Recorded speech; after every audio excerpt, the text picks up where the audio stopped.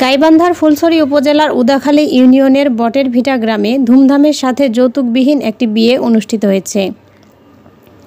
বুধবার বিকেলে হিজবুত তৌহিদের সাঘাটা উপজেলার সাবেক সভাপতি মোহাম্মদ আমজাদ হোসেনের ছেলে মোহাম্মদ শামীম হোসেন সজল ও ফুলছড়ি উপজেলার সভাপতি মোহাম্মদ মাহাবুর রহমানের মেয়ে মোসাম্মদ মনিরা আক্তারের শুভ বিবাহ অনুষ্ঠিত হয়। এ বিয়ে উপলক্ষে বড় কনেপক্ষের আত্মীয় স্বজন সহ স্থানীয় সাধারণ মানুষ অনেক আনন্দ উল্লাস করে। বিয়ে পরবর্তী ওয়ালিমা অনুষ্ঠানে 2 শতাধিক মানুষের খাবারের আয়োজন করা হয়। এ বিষয়ে হিজবুত তৌহিদের গাইবান্ধা জেলা সভাপতি বলেন, হিজবুত তৌহিদের মধ্যে যৌতুকের কোনো লেনদেন কখনোই হয় না। দেনমোহর সম্পূর্ণ পরিশোধ করেই বিয়ে অনুষ্ঠিত হয়। আমরা চেষ্টা করি সমস্ত কাজ প্রকৃত ইসলামের বিধান মেনে করতে।